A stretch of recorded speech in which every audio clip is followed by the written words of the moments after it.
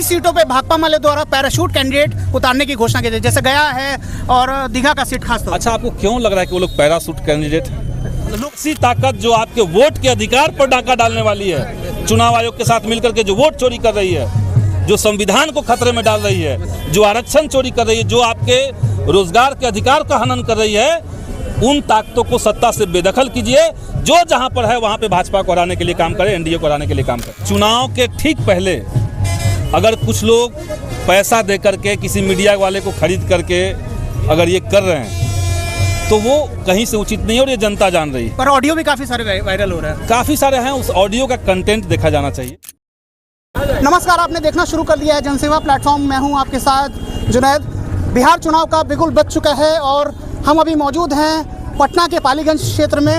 हालांकि टिकट के बंटवारे को लेकर अभी भी संशय बना हुआ है, लेकिन महागठबंधन की तरफ से भाकपा माले से समर्पित उम्मीदवार विधायक संदीप सौरभ हमारे साथ मौजूद हैं। आइए इनसे बातचीत करते हैं। क्या कहेंगे संदीप सौरभ? देखिए, आज महागठबंधन की तरफ से हम लोग अपना नामांकन दर्ज करने जा रहे हैं और पालीगंज के तमाम गांवों से बड़ी संख्या में बड़े बुजुर्ग अभिभावक अपना आशीर्वाद देने, नौजवान साथी अपना सहयोग और समर्थन देने, माताएं बहनें यहाँ पे आई हुई हैं। और इस बार पूरे बिहार का जो मूड है वो है सरकार बदलने का।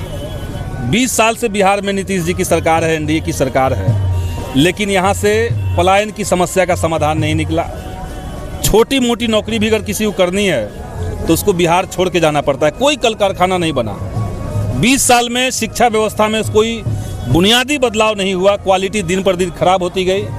इस 20 साल में लॉ एंड ऑर्डर की स्थिति और ज़्यादा खराब होती गई है। तो जो बुनियादी बदलाव कहते हैं, जिसको तरक्की कहते हैं, जिसको, और गरीबी की दशा देख रहे हैं। 94 लाख परिवार, मतलब कुल आबादी का 34%, 6,000 से कम मासिक आमदनी में जीने वाले परिवार हैं। तो आप गरीबी दूर नहीं कर सके, रोजगार नहीं दे सके, शिक्षा नहीं ठीक कर सके, क्राइम पे कंट्रोल नहीं हुआ, तो ऐसी सरकार को बिहार की जनता बदलना चाहती है। और पालीगंज ने अपना मूड तय कर लिया है कि एक बार फिर से पालीगंज महागठबंधन के साथ है।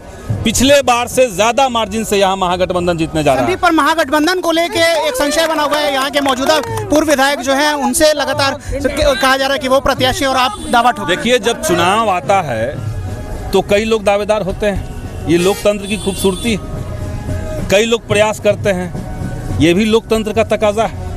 तो कई लोगों ने प्रयास किया, लेकिन जब महागठबंधन में ये बातें तय हो गई कि पालीगंज भाकपा माले को लड़ना है, भाकपा माले की तरफ से मुझे सिंबल दे दिया गया है, तो अब जनता में कन्फ्यूज़न नहीं है। अब जनता तय कर चुकी है और जिनको कन्फ्यूज़न है वो कुछ दिन और रख सकते हैं अपना बरकरार।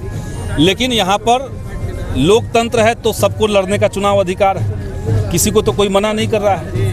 लेकिन महागठबंधन इस बार पालीगंज समेत पूरे बिहार में जीत का पताका अपना लहराने जा रही है, यही कहेंगे। संदीप, आपके कार्यकाल में भी आपने कई तरह के आरोप लगे हैं, टाइगर टैक्स इत्यादि जैसे ना। कोई आरोप कार्यकाल में नहीं लगा।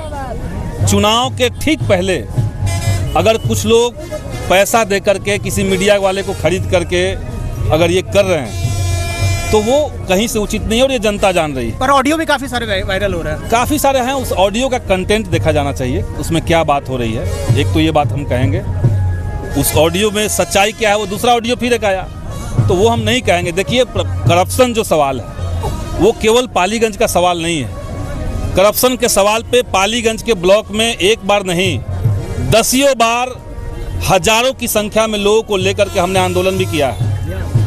आप जाकर के देखिए, एक बार नहीं कई एक बार आंदोलन हुआ है करप्शन के खिलाफ।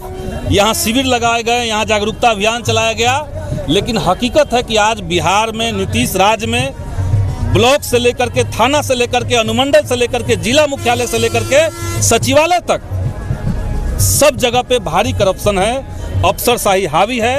कोई काम जनता का बगैर पैसे का नहीं हो रहा है। तो ये केवल पालीगंज की समस्या नहीं है। हम लोग पालीगंज में कोशिश करते हैं कि उसको कम करें, लेकिन जो सिस्टम बिहार में बना दिया गया है भाजपा जदयू राज में, उससे लड़ना पड़ेगा।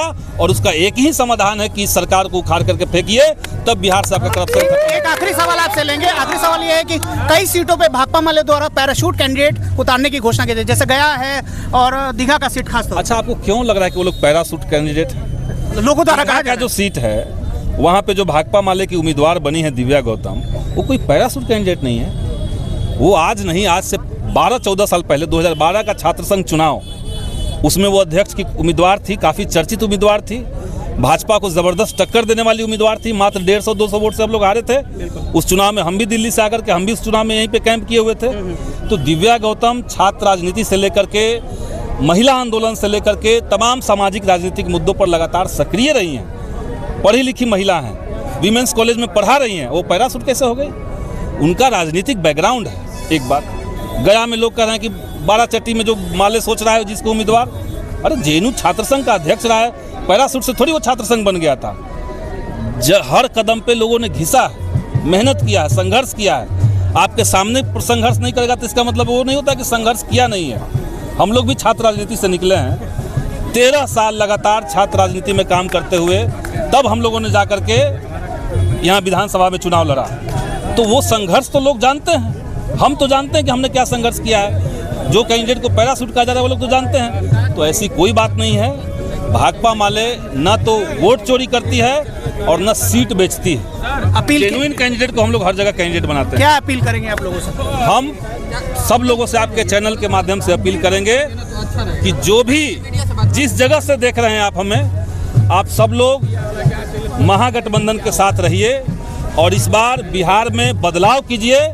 वैसी ताकत जो आपके वोट के अधिकार पर डाका डालने वाली है, चुनाव आयोग के साथ मिलकर के जो वोट चोरी कर रही है, जो संविधान को खतरे में डाल रही है, जो आरक्षण चोरी कर रही है, जो आपके रोजगार के अधिकार का हनन कर रही है, उन ताकतों को सत्ता से बेदखल कीजिए। जो जहां पर है वहां पे भाजपा को हराने के लिए काम करें, एनडीए को हराने के लिए काम करें। तो ये थे भाकपा माले के उम्मीदवार संदीप सौरभ, जिनसे हम बातचीत कर रहे थे। और ये लोगों को बीच थे। आप देखते रहिए जनसेवा प्लेटफॉर्म। धन्यवाद। बिहार और बिहार से जुड़ी तमाम चुनावों से जुड़ी तमाम अपडेट्स आपको देते रहेंगे और बिहार से चुनाव से जुड़ी तमाम खबरें आपको देते रहेंगे। हमारे चैनल को सब्सक्राइब कीजिए, लाइक कीजिए और देखते रहिए जनसेवा प्लेटफॉर्म। धन्यवाद।